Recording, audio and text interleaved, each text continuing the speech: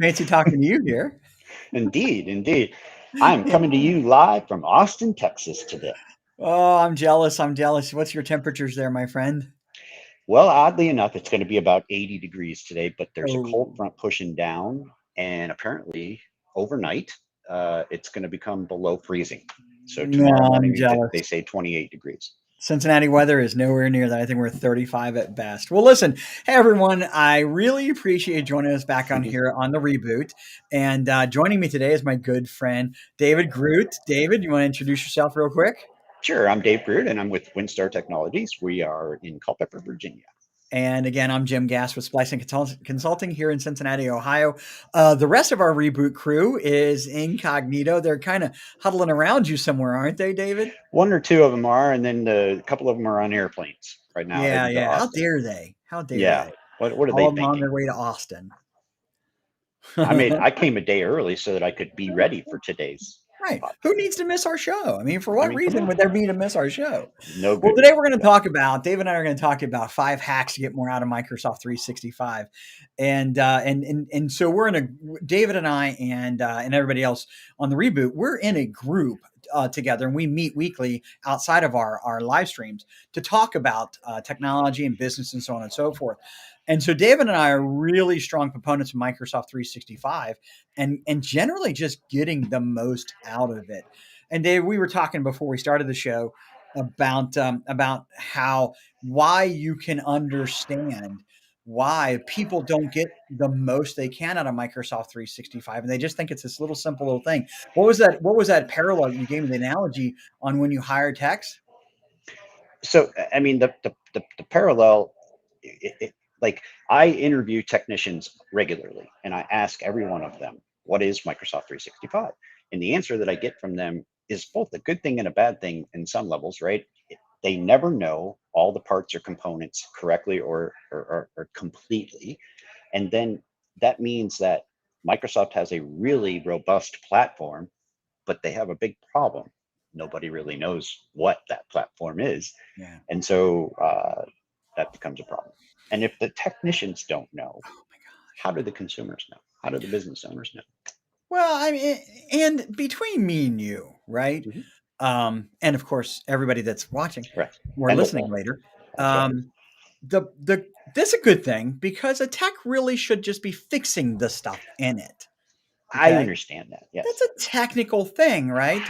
Yeah, it's good that they know that. Okay, I know Outlook. I got to fix the Outlook. I got to make sure the email goes to it. I know we can store files in there. That's not bad, but you and I endeavor to help our customers and the world generally get more out of the things that they have, not just email, right? Yeah. Listen, my goal for my clients every day when it comes to their technology use is to take it away from a liability and make it a tool that is used to grow and more efficiently run their Yeah. company. Yeah. Bottom line. And I think that that And can be done. I think that at last count, there was some 30 odd applications, separate applications in the Microsoft 365 arsenal of just about every subscription. Is that what you recount too? Yeah, so the business premium, which is the lowest business level full blown SKU, right? Right, right. It contains about 30 of those apps, and then if you Yeah. go up to the enterprise, then they Oh even my sometimes gosh. get into a little bit more stuff. So we're gonna stay in the business side because I think Yeah, it's yeah, easier, right? And I think it's good for you and I to start having a conversation right now about what and I call this the not just conversation. right, Microsoft 365 is not just fill in the correct. blank. If you were to fill in some of those blanks, what would you say it is not just? I would say that it is not just your office products that you put Mm, on your computer, good which one. is the biggest misconception. Whenever I ask any business owner, we do discovery calls with our business owners, right? When we're prospecting, trying to Mhm. see if we can help them. And I'll ask them, are you using Microsoft 365? And inevitably they'll always say, well, yes, we have it installed on our computers. Yeah. And so they just Microsoft didn't, I don't know, they just didn't do a great job of conveying that name change thing. It's the cloud is what we're talking about versus on-premise and traditional software. Yeah, I mean, you don't just install Microsoft No, 365. no. You You know, deploy Microsoft 365. do you say employ or deploy? Employ is the word I Deploy. would use. I love Oh, that. that's true. But it needs to be complete. It needs to be configured. Jim, I don't mean to consume this whole conversation, and I'm going to let you say something. I promise. No, I'm But go, go, go. what I see all the time is business owners who have delved in, right? They maybe have some IT help or a little bit of this or that, but they don't quite understand it all, so they don't get it completely deployed. So they're therefore the business owner doesn't see the full benefit and value of the way all of these tools interact and work.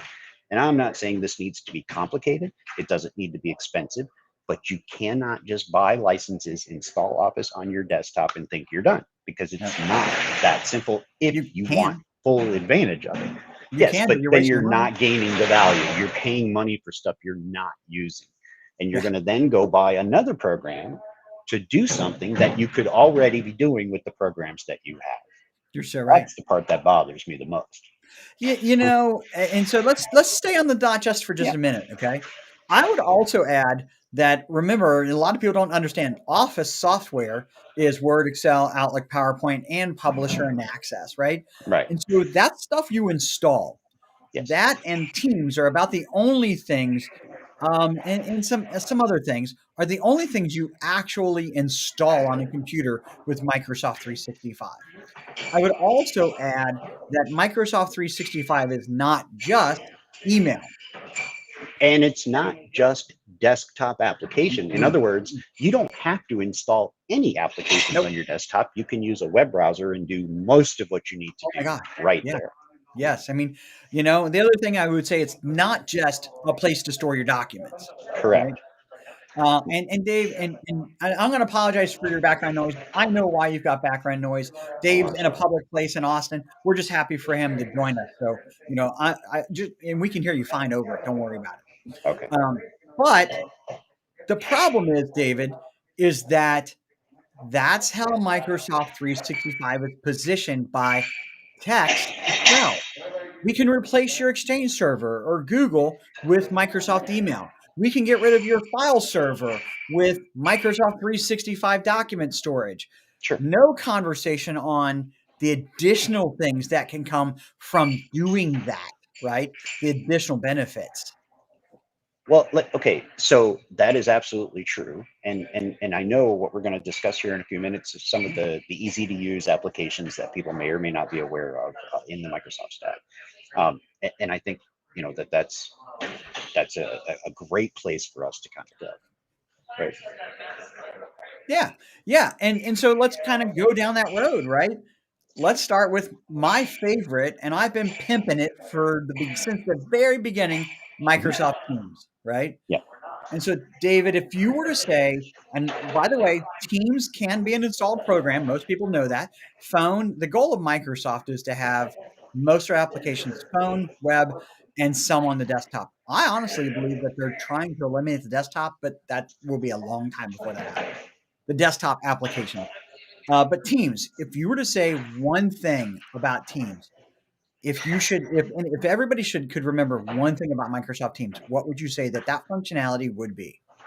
I would say that you could run your business and survive with one application installed on your computer and an entire deployment of Microsoft 365, and that would be Teams. Yeah. You wouldn't need to do any other application at all. Now, you might want to just because of convenience or what you're used to, but you don't need to on any Right. level, Right. not even close. So I Teams is fully the agree. central hub. It is the cockpit of everything you're doing. Microsoft for the longest time were advertising Teams as the hub of Office 365. Hmm.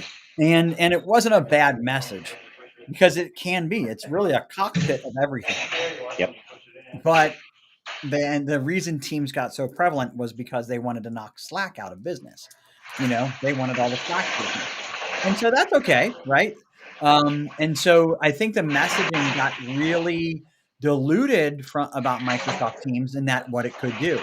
And so functionality in it, obviously, we can chat in Microsoft Teams, right? Yep.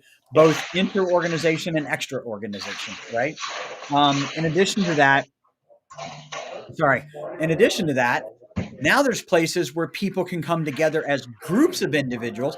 That's actually called a team, right? Right. And then subgroups of called channels. And Yeah. so, and in each one of those places, David, that's where the functionality of all of the Microsoft 365 can come into play, right? Well, that's where the collaboration Yeah. that we have with a dispersed workforce can take place. Like you're sitting next to somebody, and it like, yeah, it all is just right there. Well, let's just kind of use our group as an example, right? We're not a Okay. company, but we're a group of people. Okay. Right. So take us as if we were a company, right? We have a notebook that we share, right? Mhm. In Teams, which is a OneNote function, which by the way, they're not making an installed application anymore for OneNote. Right. That's What does that gone. say? Yeah, kind of Where's sad that but going? true. I love OneNote. Yeah, I know. We build lists in there with we can build lists with Microsoft Lists, which no one knows about. Right. How is it possible? Such a valuable, incredible tool. By the way, on my other podcast, one of my highest performing podcasts was a Microsoft List conversation. Really? Believe it or not. Oh yeah, oh yeah. No one knows about it, and Well, Microsoft doesn't push it as much it's anymore. I mean, and that's kind of ridiculous because they actually did some pretty cool and major stuff there. They brought together uh, there was several places that tasks and or to-do lists could live in the Microsoft ecosystem because of their absorption of companies, right? As they bring companies on, they bring the software stack in. And now all of those things. So if I have a task in Outlook, it can show up in my list in Teams. If I have a list item from Planner, it can show up in my list item in Teams. So no matter whether my manager's assigning things to me, my clients are assigning things to me, it doesn't matter. It's all coming together in one place where I can use my central planner and I can knock out my work. Yeah, I tell you what, lists and lists is included in every Microsoft product. It is just they throw so much in, even the lowest levels, right? And Yeah. so lists, it's called lists, and it's so the name says it all. You can Yeah. build lists, automate lists, drop down list, list querying other lists. Something If you want a happens on list of a list. list, you can do that too. I mean, think about that. How many Yeah. lists of things do we make all the time that we need to share with other people? And what do we build it on right now? Right. Spreadsheets.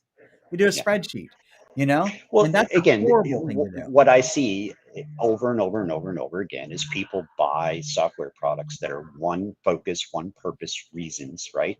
And they say, oh, this product does this, so that's what I need to buy. And instead, they don't need to because they could just do it with what's inside of the Microsoft. It's right there. It's right there for everybody to use. Yep. Let's talk about Planner. We kind of touched on Planner last week a little tiny bit.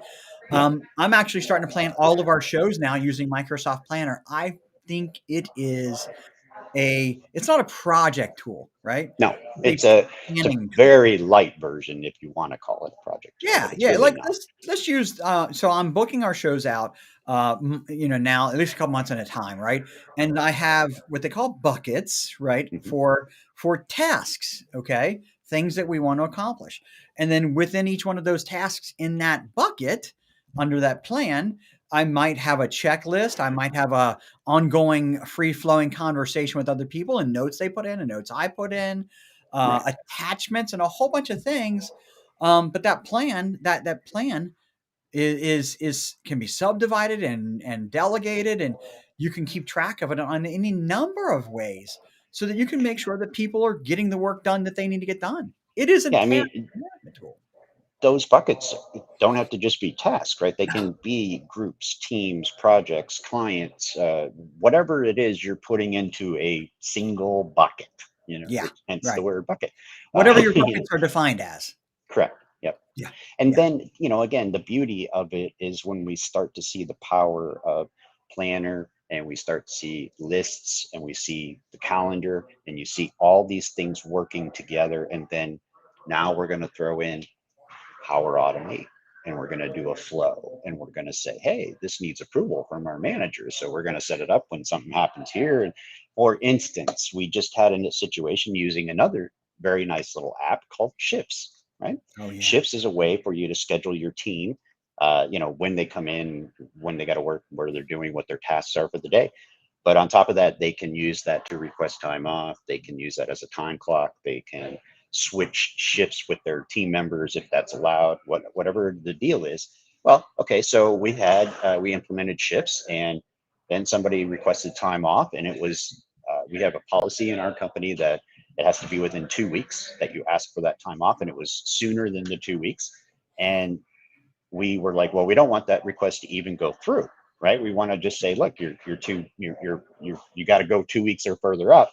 So we're setting up a workflow that's going to say, if somebody tries to do, like, that's what you do with these things, is you That's stitch right. them all together to make them work for you over and over and over and over again, to create that automation on the process that's going to help you do more with less and get the most value from your Microsoft 365 And, situation. and you know what? A tech guy, just a regular old help desk is not going to help with this. This has to be, the conversations have to be had, right? Mhm. This And is an so, organizational change and implementation. It really is. And again, that shouldn't scare people. mm-mm, It's just all it is an opportunity to sit down and say, where are our pain points in our business process? How could we make that better? And do we have the things already to do that? it's And not even a tool that you need yeah, for that. no. Every organization should always be looking at these things. Let's talk about Power Apps and Power Automate also for a minute here. Kind of give people these are, by the way, these are all things you have in your Mhm. Microsoft 365. Power Automate. Talk a little bit about that for people. So, Power Automate is the ability to create, uh, you know, conditions and actions, right? Yeah, So when something happens, whatever that condition might be, you can then, have an action. Now, the cool part is it can be a condition for one program like PowerPoint and an action in another program like Excel. It stitches all of these yeah, Microsoft programs together and takes it through. So a team member does shifts, they request a day off, that generates an email message to the manager for approval. And, like, that's the process that this business follows, and that's what we needed to do.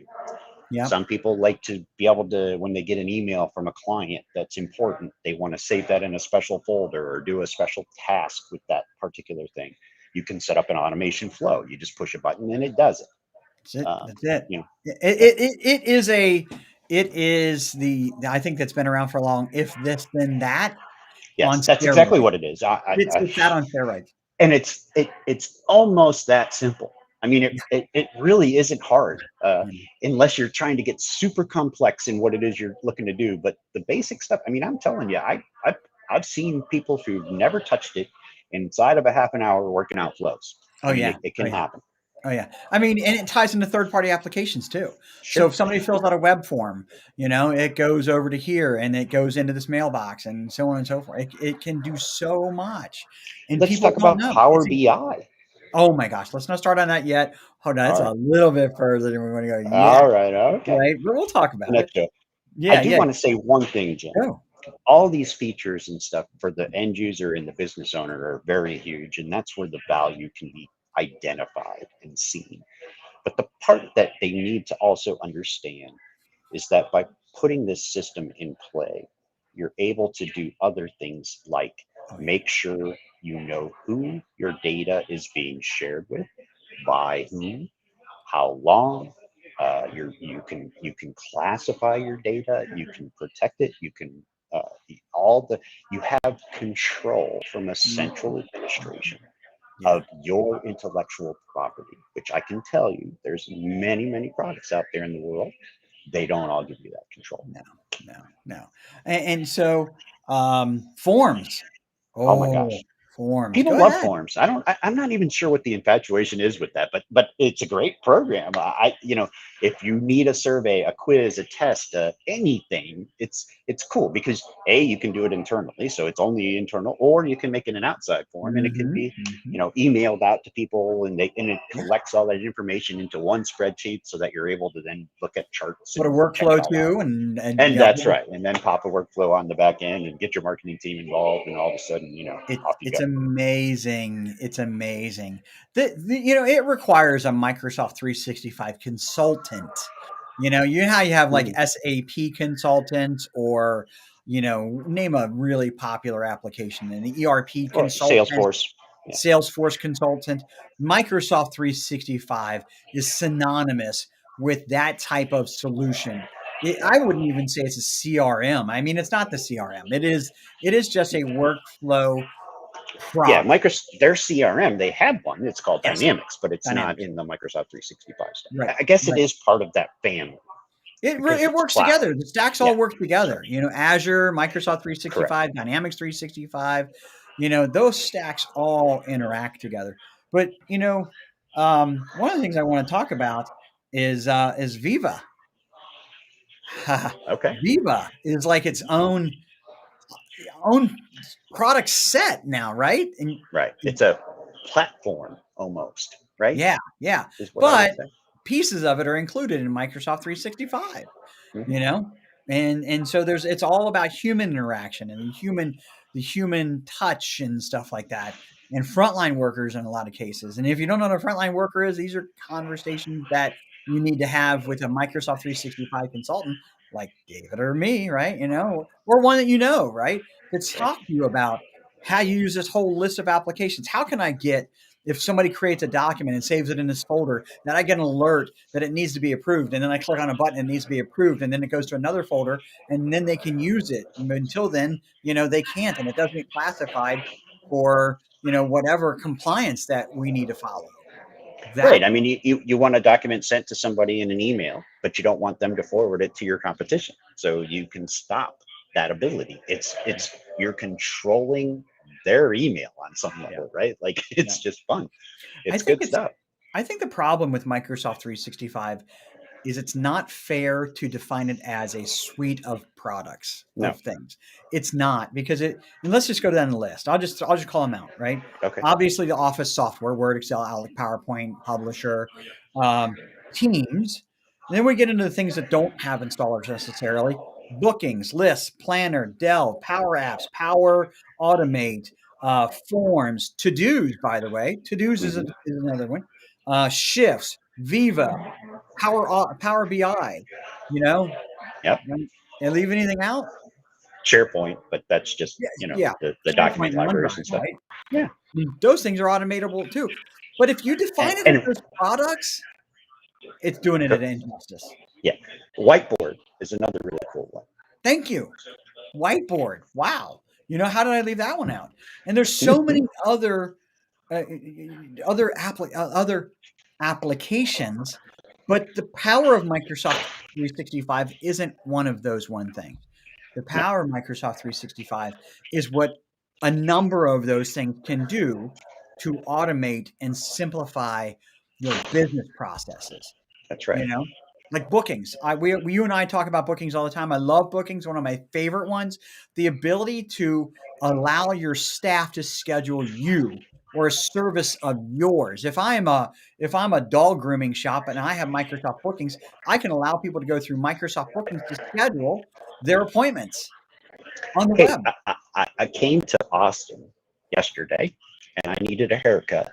And I'm here to tell you, I found a barbershop and I was able to book the appointment using bookings of all That's impressive. things. It's very cool. You So needed a haircut? No comment. I So did. Yeah, no, trust me. Yeah, there was a couple of them that were just a little long, so I needed yeah. to cut.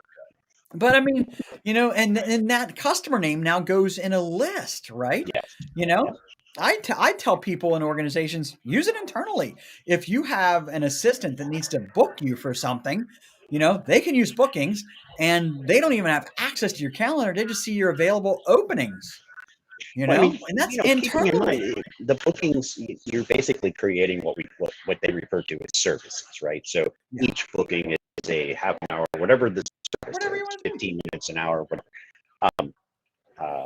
And you could use that internally, like you can create a booking link for a service that lets people book from 4 p.m. to 5:30 p.m. Meaning internal people have to have a meeting with you. Like I'm trying to get it to a point in my life, Jim, where nobody can bother me. It's between 10 and 11 or 3 and 4. You know what I mean? Like, Yeah. because we're all busy and we always bother each other, which Yeah. stopped everybody. And, so trying to work all that out, but you can do that internally as well. If I got a group of people that work with me and I say, go to bookings. Don't Yeah. try to schedule time with me. Go to bookings and put it on our calendars.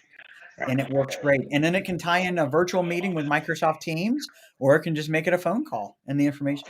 I mean, those things are Your phone things are system can incredible. be on Teams. Your Yeah. whole phone system. Yeah. Yeah. Oh yeah. Teams is a phone system. Don't even talk about that, right? And coming up, they're going to give away the audio conferencing piece of it for free coming up in March. Yeah. Yeah. I mean, that's a really nice feature. Yeah, I think it's good. And so, David, I mean, our show's only 20 minutes long normally. We went 25. We could go for hours more, and not even demonstrate these applications, right? That's right. But I think it's important to start thinking about and look. If you don't know what these tools do, it's like okay, I got a fishing pole, I've got hooks, and I've got worms. I don't know what to do with these three things together, right? Right. And so somebody has to tell you, okay, well, you put well, don't forget the string, right? But you put the hook on the string, you put the bait on the hook, and you throw it into that pond. And then when it goes down, you'll pull a fish out, right? Yeah, but the That's part what you forgot is, how do I get the fish off the hook? See, my wife yeah. had to help me with that part. Yeah, that's only if you're, if you're kind of get to release some fish guts. I'm just But kidding. Yeah. no, you're right. I still have to do this for my 15-year-old if we go fishing. But the problem is that if you don't know what a fishing pole is, yeah, you got to start there. Okay. Right. But it doesn't stop at just knowing how to throw that line in there and pull a fish out with Microsoft 365.